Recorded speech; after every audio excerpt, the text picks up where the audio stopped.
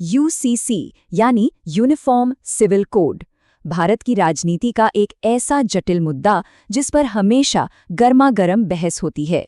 लेकिन इसमें एक सबसे बड़ा पेच है, आदिवासी अधिकार। आज के इस एक्सप्लेनर में हम इस पूरे मामले को बिल्कुल आसान शब्दों में डिकोड करेंगे। बिना किसी देरी के चलिए शुरू करते हैं। तो आज हम क्या क्या कवर करने वाले हैं? पूरा स्ट्रक्चर आपके सामने है। ट्राइबल क्वेश्चन के इतिहास से लेकर सरकार के हालिया फैसले, यूसीसी से जुड़े मिथक, वोट बैंक की पॉलिटिक्स, आगे का रोड मैप और आखिर में विपक्ष के उस नए सवाल तक जो इस वक्त सबसे ज्यादा चर्चा में है। फटाफट आगे बढ़ते हैं। पहला हिस्सा, द ट्राइबल क्वेश्चन। चलिए देखते हैं कि आखिर ये आदिवासी मुद्दा यूनिफॉर्म सिविल कोड की राह में हमेशा से इतनी बड़ी रुकावट क्यों बना हुआ था। आगे बढ़ने से पहले बेसिक्स को क्लियर कर लेना जरूरी है। आखिर ये यूसीसी है क्या? बहुत सिंपल है, एक देश एक कानून, यानी पूरे देश के लिए एक समान नागरिक कानून का प्रस्ताव जो अलग अलग धर्मों या स्थानीय पर्सनल लॉज की जगह लेगा। अब पैच यहाँ फंसता है कि भारत में ट्राइबल कम्युनिटीज यानी आदिवासी समाज के अपने बिल्कुल अलग और पारंपरिक नियम होते हैं, चाहे वो शादी हो, जमीन जायदाद का मामला हो या समाज चलाने का तरीका। इतिहास उठाकर देख लीजिए, विपक्ष ने हमेशा यही सवाल उठाया है कि यूसीसी आने से इन अनूठी परंपराओं का क्या होगा?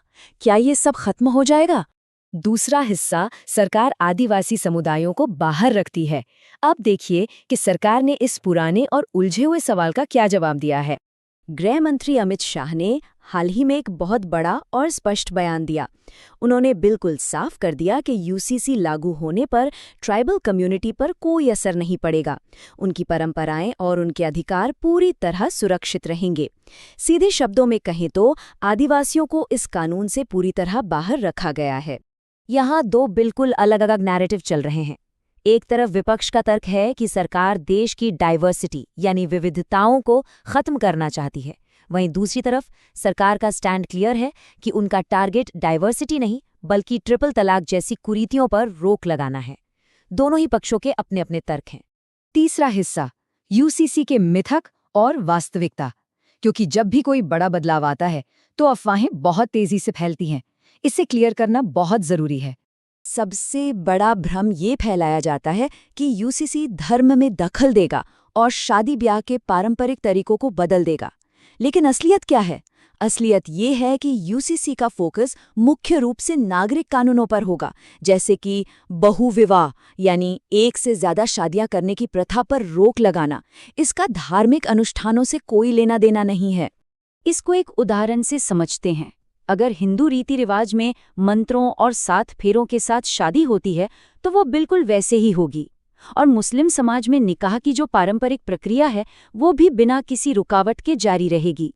यानी आपकी शादी कैसे होगी इस पर कोई पाबंदी नहीं है। चौथा हिस्सा, द पॉलिटिकल ट्राइबल वोट। आदिवासी समुदायों को ये विशेष छूट देने के पीछे का राजनीतिक गणित समझे बिना ये चर्चा अधूरी रहेगी। यहाँ एक बहुत ही जायज सवाल उठता है। जो सरकार हमेशा एक देश एक विधान की बात करती आई है, उसे अचानक आदिवासियों को इससे बाहर रखने का फैसला क्यों लेना पड़ा? आखिर इसके पीछे की असली वजह क्या है? इसका जवाब छिपा है इस बदलते हुए वोट बैंक में। एक समय था जब शेड्यूल्ड ट्राइब यानी एसटी वोट बैंक पूरी तरह से कांग्रेस के साथ होता था। लेकिन हाल के चुनावी ट्रेंड्स बताते हैं कि बीजेपी ने एसटी रिजर्व सीटों पर काफी अच्छी पकड़ बना ली है। अब ऐसे में जब नया वोट बैंक जुड़ रहा हो तो उसे यूसीसी के नाम पर नाराज करना कोई भी समझदारी वाला पॉलिटिकल मूव नहीं होता। अपनी बात को साबित करने के लिए गृह मंत्री ने उत्तराखंड और गुजरात का उदाहरण दिया है। उत्तराखंड जो यूसीसी लागू करने वाला पहला राज्य बना, और गुजरात, दोनों ही जगह यूसीसी लागू है, किसी खास धर्म को टारगेट नहीं किया गया है। और सबसे अहम बात, दोनों ही जगह आदिवासियों को इससे बाहर रखा गया है। ये एक तरह से बाकी देश के लिए एक टेस्ट मॉडल है। पांचवा हिस्सा, आगे क्या होगा। इतिहास, मिथक और पॉलिटिक्स को समझने के बाद अब देखते हैं कि सरकार का आगे का रोड मैप कैसा दिखता है। सरकार के भविष्य का प्लान कुछ इस तरह हो सकता है।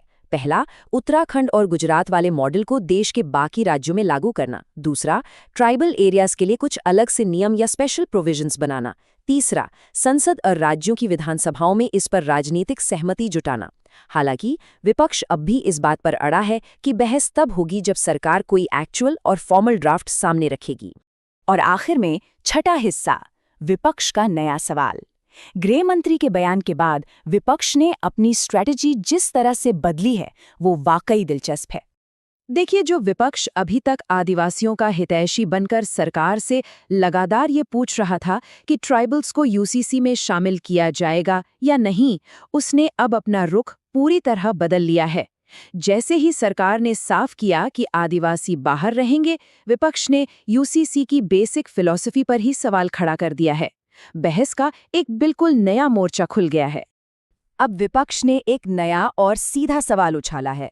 अगर आदिवासी समाज को यूसीसी से पूरी तरह बाहर ही निकाल दिया गया है, तो फिर एक देश एक विधान वाली बात कहाँ रह गई?